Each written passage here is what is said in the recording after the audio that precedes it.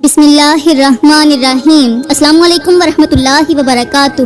میری پیاری بہنوں اور میرے محترم بھائیوں، 10 محرم کی رات شوہر سے ملاپ کرنے والی عورت کتیا بن گئی، مرد سے ملاپ کرنے والی عورت کتیا بن گئی۔ آخر ایسا کیوں ہوا؟ آخر وہ انسان سے جانوروں کا روپ کیسے اختیار کر گئی؟ آخر اس نے کون سی ایسی غلطی کی تھی جس کی سزا اسے دنیا میں ہی مل گئی؟ آخر وہ کون سا گناہ تھا جس نے اس کی زندگی کو تباہ و برباد کر کے رکھ دیا؟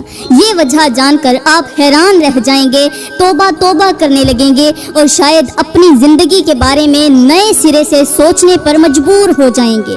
میری پیاری بہنوں اور میرے محترم بھائیوں، آج کی کہانی بہت ہی خاص ہونے والی ہے، اسپیشل ہونے والی ہے، اور خاص طور پر ان عورتوں کے لیے بہت زیادہ اہم ہے جو گناہوں کو معمولی سمجھ کر نظر انداز کر دیتی ہیں، اگنور کر دیتی ہیں، اور وہ یہ سمجھتی ہیں کہ عورت جو چاہے کرتی رہے اور اس کے اعمال کا اس کی زندگی پر کوئی اثر نہیں پڑتا۔ میری پیاری بہنوں، آج کے اس بیان کے اندر میں آپ کو ایک ایسی عورت کا واقعہ سنانے جا رہی ہوں جس نے 10 محرم کی رات جسمانی ملاپ کیا اور اسی رات وہ کتیا بن گئی۔ آخر اس نے ایسا کیا کیا تھا کہ اس کا انجام عبرت کی مثال بن گیا؟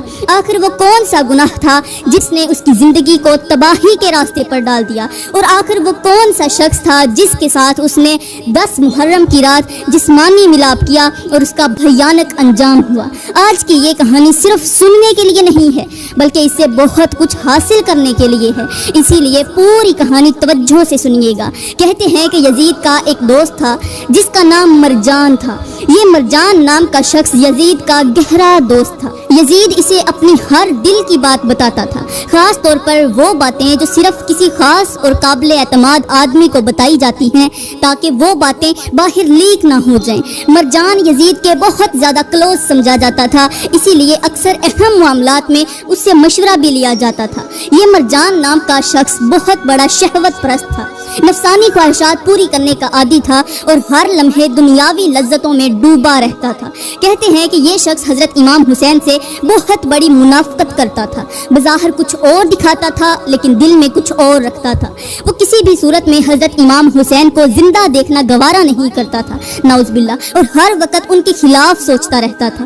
یہ مرجان نام کا شخص یزید کو مختلف مشورے دیا کرتا تھا اور ہر مشورے کے آخر میں یہ ضرور کہتا تھا کہ کسی بھی صورت میں حسین اور حسن کے چاہنے والوں کو اس دنیا سے مٹا دینا چاہیے کیونکہ یہ ہمارے منصوبوں کو ناکام بنانے کی کوشش کر رہے ہیں۔ اس کے دل میں اہل بیت کے لیے سخت بغض اور دشمنی موجود تھی۔ یہ مرجان نام کا شخص حضرت امام حسین کو پیاسا دیکھنا چاہتا تھا، تڑپتا دیکھنا چاہتا تھا، اور آپ کی اولاد کو بھی پیاس کی وجہ سے تڑپتا ہوا دیکھنا چاہتا تھا۔ جب بھی کربلا کا ذکر آتا تو اس کے چہرے پر عجیب سی سختی آ جاتی اور وہ اپنی نفرت کو چھپانے کی کوشش بھی نہیں کرتا تھا۔ مرجان کی ایک بیوی بھی تھی جو بہت زیادہ خوبصورت تھی۔ اس کی خوبصورتی کے چرچے اکثر لوگوں کے درمیان ہوا کرتے تھے اور جہاں اس کا ذکر ہوتا وہاں اس کے حسن و جمال کی بات ضرور ہوتی۔ یہ مرجان نام کا شخص اپنی بیوی سے بے حد محبت کیا کرتا تھا، اس قدر محبت کرتا تھا کہ جس طرح مچھلی کو پانی کے ساتھ محبت ہے، جس طرح مچھلی پانی کے بغیر زندہ نہیں رہ سکتی، اسی طرح یہ مرجان بھی اپنی بیوی کے بغیر زندہ نہیں رہ سکتا تھا۔ وہ اپنی بیوی کی ہر خواہش پوری کرنے کی کوشش کرتا تھا، اسے ہر طرح کی آسائش فراہم کرتا تھا اور اسے خوش دیکھنے کے لیے ہر ممکن کوشش کرتا تھا۔ یہ مرجان نام کا شخص اپنی بیوی کو سونے کے زیوروں سے سجایا گیا لباس پہناتا تھا۔ ایک دن مرجان اور اس کی بیوی دونوں ایک بستر پر لیٹے ہوئے تھے۔ مرجان کی بیوی نے پوچھ ہی لیا، آخر تم امام حسین کے ساتھ اتنی دشمنی کیوں رکھتے ہو؟ آخر تمہارے دل میں ان کے لیے اتنی بڑی منافقت کیوں چھپی ہے؟ مرجان نے آگے جواب دیا، اگر امام حسین جیت گئے اور ہم ہار گئے تو پھر یہ نمبرداری جاتی رہے گی، میرے پاس یہ جو عہدہ ہے یہ بھی جاتا رہے گا، پھر ہمارے پاس کچھ بھی نہیں بچے گا۔ یہ جو تمہارے گلے میں سونے کے ہار ہیں، تمہارے ہاتھوں میں سونے کے کنگن ہیں، یہ صرف اسی وجہ سے ہے کہ میں حسین کے خلاف بولتا ہوں۔ اگر میں ان کے خلاف نہ بولوں تو یہ سب کچھ جاتا رہے گا، لہٰذا یہ ہم سب کچھ ہونے نہیں دیں گے، ہم عیاشی والی زندگی ہی جئیں گے، چاہے اس کے لیے ہمیں کسی بھی حد تک جانا پڑے۔ یہ سن کر اس کی بیوی ہنسنے لگی، وہ کہنے لگی، پھر تم مجھے بھی حسین کے ساتھ دشمنی رکھنی چاہیے، پھر تو مجھے بھی منافقت کرنی چاہیے، کیونکہ اگر حسین حسین جیت گئے تو پھر میں سونے کے ہار نہیں پہن پاؤں گی، میں یہ قیمتی زیور کیسے چھوڑ سکتی ہوں، میں یہ شاہانہ زندگی کیسے چھوڑ سکتی ہوں۔ اگر دولت اور عیش و عشرت کا راستہ حسین کی مخالفت سے ہو کر گزرتا ہے تو پھر ہمیں اسی راستے پر ہی چلنا چاہیے، اسی راستے کی ہی پیروی کرنی چاہیے۔ مرجان نے اپنی بیوی کی بات سنی تو اس کے چہرے پر مسکراہٹ آ گئی۔ اسے یوں محسوس ہوا جیسے اس کی بیوی نے اس کے دل کی بات کہہ دی ہو۔ دونوں دنیاوی مال و دولت کی باتیں کر رہے، عیاشی کی باتیں کر رہے تھے کہ لیکن انہیں یہ احساس نہیں تھا کہ حضور کی آل کے ساتھ چھیڑ خانی کرنے اور منافقت کرنے والوں کا انجام کیا ہوتا ہے۔ پھر ایک وقت آیا کہ حضرت امام حسین کا قافلہ مدینے سے روانہ ہوا اور یزید کے سپاہیوں نے امام حسین کے قافلے کو کربلا میں روک دیا۔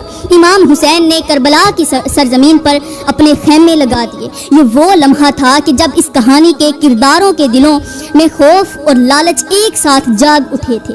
جب حضرت امام حسین نے کربلا میں اپنے خیمے گاڑے تو یزید جان چکا تھا کہ اب لوگ امام حسین کی طرف جائیں گے اور میرے ہاتھوں سے یہ تخت چھین لیا جائے گا۔ جیسے ہی یہ خبر مرجان تک پہنچی تو مرجان جلدی سے یزید کے پاس پہنچا، کہنے لگا جتنا جلدی ہو سکے حسین اور حسین کے ساتھیوں کو کربلا میں ہی ختم کروا دو، ورنہ یاد رکھنا یہ تخت، یہ عیاشی، یہ شاہی تم سے ہمیشہ کے لیے چھین لی جائے گی۔ کیونکہ لوگ طاقت کے سامنے کچھ دیر جھک سکتے ہیں لیکن سچائی کے سامنے آخر کار دل ہار جاتے ہیں۔ اگر حسین زندہ رہے تو لوگ ان کے ارد گرد جمع ہوتے جائیں گے اور پھر ہمارے لیے کوئی جگہ باقی نہیں رہے گی۔ مرجان کی باتوں پہ آ کے یزید نے امام حسین سے جنگ کرنا شروع کر دی۔ یزید کے حکم پر سپاہی کربلا کی طرف بڑھے اور ایک ایک کر کے امام حسین کے ساتھیوں کو شہید کر دیا گیا۔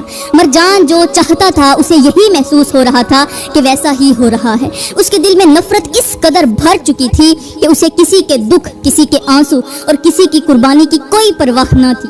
آج مرجان لانتی کی خوشی کا دن تھا کیونکہ وہ چاہتا تھا وہی ہو رہا تھا، جو اس نے چاہا ویسا ہی ہوا۔ وہ جیسے جیسے یزید کو مشورے دیتا تھا یزید ویسے ہی کرتا جاتا تھا۔ آج کی رات مرجان کے لیے جشن کی رات تھی۔ اسے یقین ہو گیا تھا کہ اب اس سے یہ عہدہ کوئی نہیں چھیننے والا، اب وہ ہمیشہ کے لیے عیش اور عشرت کی زندگی گزارے گا۔ اس رات مرجان نے شراب کا بندوبست کیا اور شام ہوتے ہی جلدی جلدی گھر پہنچ گیا۔ گھر پہنچتے ہی اس نے اپنی بیوی کو خبر دی۔ اس کی بیوی بھی مرجان سے بڑھ کر خوش ہوئی، اس کی آنکھوں میں چمک آ گئی۔ وہ کہنے لگی آخر کار وہی ہوا جو ہم چاہتے تھے، اب مجھے کسی چیز کی فکر نہیں رہی۔ اب میں ہمیشہ سونے کے ہار پہنوں گی، ہمیشہ سونے کے کنگن پہنوں گی اور ہمیشہ اسی شان و شوکت کے ساتھ زندگی گزاروں گی۔ دونوں کو یہ گمان تھا کہ انہوں نے کامیابی حاصل کر لی ہے۔ انہیں لگتا تھا کہ دولت، عہدہ اور طاقت ہمیشہ ان کے پاس رہے گی، لیکن وہ یہ نہیں جانتے تھے کہ بعض اوقات انسان جس رات کو اپنی سب سے بڑی کامیابی سمجھ رہا ہوتا ہے وہی رات اس کے زوال کی سب سے بڑی ابتدا بن جاتی ہے۔ آج کی رات مرجان کے لیے خوشی کی رات تھی۔ مرجان نے کہا اے میری پیاری بیوی، اے میری جان، آج کی رات ہم سہاگ رات کے طور پر منائیں گے کیونکہ آج کی خوشی شادی سے کم نہیں ہے۔ یہ سن کر اس کی بیوی خوشی سے نہال ہو گئی۔ دونوں نے خوب جشن منایا۔ کافی دیر تک محفل گرم رہی، مختلف قسم کے پکوان پکتے بھی رہے اور وہ کھاتے بھی رہے اور اپنی کامیابی کے قصے سناتے رہے۔ مرجان بار بار یہی کہتا تھا کہ اب کوئی بھی ہمارا کچھ نہیں بگاڑ سکتا، اب یہ عہدہ بھی ہمارا ہے، یہ عیش و عشرت بھی ہماری ہے۔ اب رات گہری ہوتی چلی گئی، کمرے میں چراغ روشن تھے اور پورا گھر جشن کے ماحول میں ڈوبا ہوا تھا۔ مرجان نے کہا جلدی کرو، مجھے جسمانی ملاپ کرنا ہے، مجھے مزید مت تڑپاؤ۔ لیکن اس کی بیوی نے کہا تھوڑی دیر کے لیے ٹھہرو، میں نے ابھی دلہن والا روپ اپنانا ہے، دلہن کی طرح میں نے تیار بھی ہونا ہے۔ مرجان نے کہا ٹھیک ہے جلدی کرو، دلہن بنو، آج رات ہم اسے سہاگ رات کے طور پر منائیں گے۔ بس پھر مرجان کی بیوی نے دلہن بننے کے لیے تیاری شروع کر دی۔ اس نے اپنے بہترین کپڑے نکالے، قیمتی زیورات پہنے، اپنے آپ کو خوب سجایا سنوارا اور آئینے کے سامنے کھڑے ہو کر خود کو دیکھنے لگی۔ دوسری طرف مرجان شدت کے ساتھ انتظار کر رہا تھا۔ اسے لگ رہا تھا کہ آج اس کی زندگی کی سب سے خوشی والی رات ہے۔ وہ بار بار دروازے کی طرف دیکھتا اور اپنی بیوی کے آنے کا انتظار کرتا۔ آخر کار کچھ ہی دیر بعد بیوی بالکل تیار ہو کر کمرے کے باہر آئی۔ اس کے جسم پر قیمتی لباس تھا، گلے میں سونے کے ہار تھے اور ہاتھوں میں سونے کے کنگن چمک رہے تھے۔ وہ آہستہ آہستہ چلتی ہوئی پلنگ کے قریب پہنچی اور جا کر گھونگھٹ اوڑھ کر پلنگ کے اوپر بیٹھ گئی۔ دوسری طرف مرجان جو شدت سے انتظار کر رہا تھا آہستہ آہستہ اسی کمرے کے اندر داخل ہوا۔ جب کمرے کے اندر اس کی دلہن بیٹھی اس کا انتظار کر رہی تھی، آج مرجان بہت خوش تھا اور اس کی بیوی اس سے کہیں زیادہ خوش تھی۔ مرجان بیوی کے قریب پہنچا اور اسے مسکراتے ہوئے کہا، آج کی رات واقعی سہاگ رات سے کم نہیں ہے۔ یہ کہتے ہوئے مرجان نے دونوں ہاتھوں سے بیوی کا گھونگھٹ اٹھایا۔ اب جیسے ہی کپڑا اٹھایا تو یہ منظر دیکھ کر مرجان کی چیخ نکل گئی، اس کی آنکھیں حیرت سے پھٹ گئیں اور اس کے جسم پر کپ کپی طاری ہو گئی۔ مرجان نے دیکھا کہ جسم تو اس کی دلہن کا تھا، لیکن اس کی بیوی جو تھی اس کا سر کتیا کی شکل اختیار کر گیا تھا۔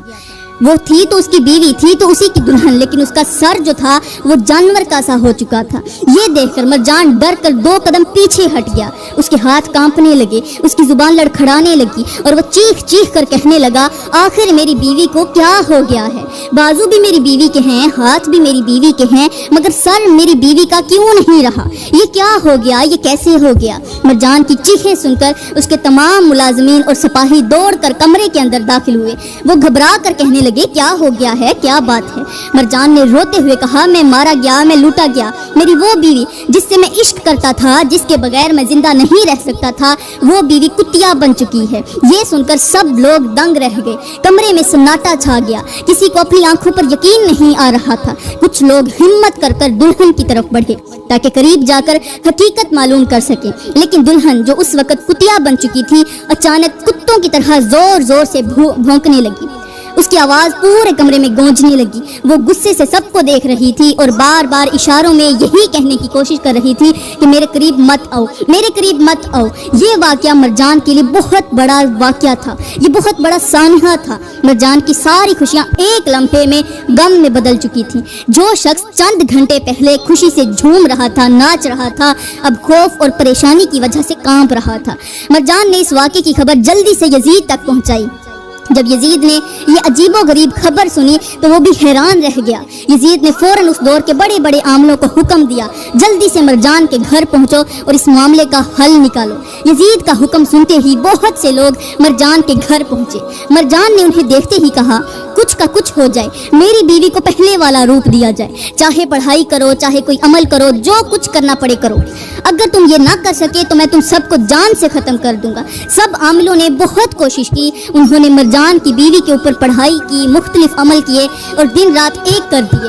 10 دن مسلسل کوشش کرتے رہے مگر کچھ بھی اثر نہ ہوا۔ جتنا وقت گزرتا جا رہا تھا مرجان کی بے چینی بڑھتی جا رہی تھی۔ اسے یقین ہی نہیں آ رہا تھا کہ جس عورت پر وہ جان دیتا تھا آج اس کی یہ حالت ہو چکی ہے۔ دوسری طرف مرجان کی بیوی پانی بھی پیتی تھی، کھانا بھی کھاتی تھی، مگر اس کی شکل کتیا کی طرح ہی رہتی تھی۔ اب مرجان کی بیوی کتیا کی طرح بس بھونکتی ہی رہتی تھی، بول نہیں پاتی تھی، انسانی لفظ نہیں کہہ پاتی تھی۔ وہ کچھ کہنا چاہتی تھی لیکن اس کے منہ سے الفاظ کی بجائے صرف بھونکنے کی آواز نکلتی تھی۔ یہ منظر دیکھ کر گھر کے ملازم بھی خوف زدہ ہو جاتے تھے اور کوئی زیادہ دیر اس کے قریب کھڑا ہونے کی ہمت نہیں رکھتا تھا۔ اب 10 دن گزر چکے تھے۔ 10 دن سے مرجان نے کچھ بھی نہیں کھایا تھا، نہ اسے بھوک محسوس ہوتی تھی نہ پیاس۔ وہ ہر وقت اپنی بیوی کو دیکھتا رہتا تھا اور اپنا سر پکڑ کر بیٹھ جاتا تھا۔ اس کی آنکھیں سرخ ہو چکی تھیں، چہرہ زرد پڑ چکا تھا اور دل میں ایک ہی سوال بار بار اٹھ رہا تھا کہ آخر یہ سب کچھ کیوں ہوا؟ آخر میری بیوی کے ساتھ یہ کیا ہو گیا؟ میرے بھائیوں، کہتے ہیں کہ ایک دن مرجان اپنی اسی بیوی کے قریب جانے لگا جو اس وقت عجیب و غریب حالت میں مبتلا ہو چکی تھی۔ جیسے ہی وہ اس کے قریب پہنچا تو اچانک اس کتیا بیوی نے مرجان پر حملہ کر دیا۔ مرجان گھبرا گیا۔ اسے یوں محسوس ہوا جیسے اس کے دل و دماغ پر ایک عجیب سی کیفیت طاری ہو گئی ہو۔ ایک وقت تھا وہ اپنی بیوی سے بے پناہ محبت کرتا تھا، اس کے بغیر ایک لمحہ رہنا بھی گوارا نہیں کرتا تھا، لیکن اب حالات ایسے بدل چکے تھے کہ دونوں کے درمیان محبت کی جگہ نفرت نے لے لی تھی۔ محبت نکل گئی اور مرجان بیوی کے ساتھ لڑنے لگا، وہ بیوی جو اس وقت کتیا بن چکی تھی۔ دونوں ایک دوسرے کو اس قدر کاٹ رہے تھے جس طرح پاگل کتے ایک دوسرے کو کاٹ رہے ہوں۔ یوں لگتا تھا جیسے دونوں ایک بہت بڑے عذاب میں مبتلا ہو چکے ہیں۔ ایک وقت تھا کہ یہی دونوں ایک دوسرے کے بغیر ایک لمحہ گزارنے کے لیے تیار نہ تھے، لیکن آج نفرت نے ان کے دلوں پر ایسا قبضہ جما لیا تھا کہ نہ انہیں ماضی کی محبت یاد تھی اور نہ ہی ایک دوسرے کے ساتھ گزارے ہوئے وہ لمحے یاد تھے جن پر کبھی وہ فخر کیا کرتے تھے۔ باہر والوں کو پتہ بھی نہیں تھا، یہ دونوں میاں بیوی ایک دوسرے کو اس طرح دانتوں کے ساتھ کاٹتے رہے کہ کبھی مرجان چیختا، کبھی اس کی بیوی خوفناک آوازیں نکالتی۔ جو ملازم دروازے کے قریب آتے وہ بھی ڈر کر واپس چلے جاتے۔ کسی کو یہ اندازہ نہیں تھا کہ اس بند کمرے کے اندر کیا قیامت برپا ہے۔ وقت گزرتا گیا لیکن دونوں کی حالت مزید خراب ہوتی چلی گئی۔ ایک دوسرے کو کاٹتے کاٹتے آخر کار دونوں مر گئے۔ پورا کمرہ خون سے آلود ہو چکا تھا، دیواروں پر خون کے نشانات تھے، فرش خون سے بھرا ہوا تھا، اور وہ کمرہ جو چند گھنٹے پہلے خوشیوں اور جشن کی باتوں سے گونج رہا تھا اب خاموشی اور وحشت کی تصویر بنا ہوا تھا، مکمل طور پر اللہ کی عذاب کی لپیٹ میں آ چکا تھا۔ یہ دونوں سہاگ رات ہی مر گئے۔ ہمیشہ کا خواب دیکھنے والے کہ ہم ہمیشہ لذت کی زندگی گزاریں گے، عیاشی کی زندگی گزاریں گے، اپنی خواہشات کے مطابق زندگی بسر کریں گے، ان کے تمام خواب ایک ہی رات میں خاک میں مل گئے۔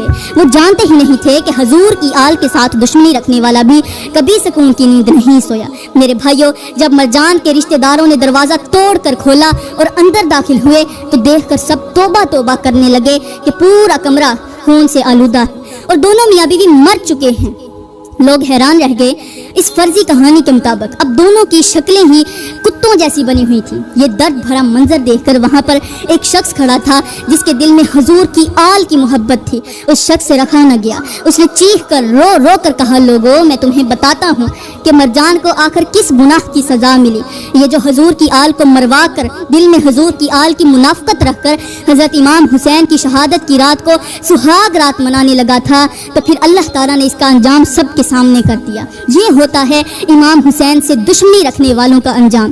پھر وہ شخص روتے ہوئے کہنے لگا، دولت ختم ہو جاتی ہے، عہدے ختم ہو جاتے ہیں، محل ویران ہو جاتے ہیں، لیکن حق کے مقابلے میں کھڑا ہونے والا کبھی کامیاب نہیں ہوتا۔ جو لوگ اپنی خواہشات کو سچائی سے بڑا سمجھ لیتے ہیں وہ بظاہر کچھ عرصہ ہنس لیتے ہیں، مگر ان کے دلوں کا سکون ان سے چھین لیا جاتا ہے۔ میرے بھائیوں، مرجان تو اپنے انجام تک پہنچ گیا، اس کو جیتے جی ہی عذاب مل گیا، لیکن باقی رہ گیا یزید کو اللہ تعالیٰ نے عذاب کچھ یوں دیا کہ قیامت تک کا مسلمان یزید پر لعنت کرتا ہی رہے گا۔ صدیاں گزر گئیں، بادشاہ بدل گئے، سلطنتیں مٹ گئیں، مگر آج بھی لوگ حسین کی قربانی کو یاد کرتے ہیں اور ظلم سے نفرت کرتے ہیں۔ یہی دنیا کا سب سے بڑا فیصلہ ہے کہ بعض لوگ مر کر بھی زندہ رہتے ہیں اور بعض لوگ زندہ رہ کر بھی تاریخ میں عبرت بن جاتے ہیں۔ اسی لیے میری بہنوں، خدارا محرم کے دنوں میں عیاشیاں مت کرنا، محرم کے دنوں میں جسمانی خواہشات اور نفسانی خواہشات سے بچنا، اپنے دل کو اللہ کی طرف متوجہ کرنا اور امام حسین کی قربانی سے سبق حاصل کرنا۔ یہ دن ہمارے لیے آنسو بہانے کے دن ہوں گے، امام حسین کے غم میں شریک ہونے کے دن ہوں گے، صبر، وفاداری اور حق پر قائم رہنے کا عہد کرنے کے دن ہوں گے۔ تو میری بہنوں، میں دعا کرتی ہوں کہ اللہ تعالیٰ ہمیں آل رسول سے محبت کرنے والا بنائے، ہمارے دلوں میں سچی پکی محبت پیدا کرے، امام حسین کا وفادار بنائے۔ آمین ثم آمین، وما علینا الا البلاغ المبین۔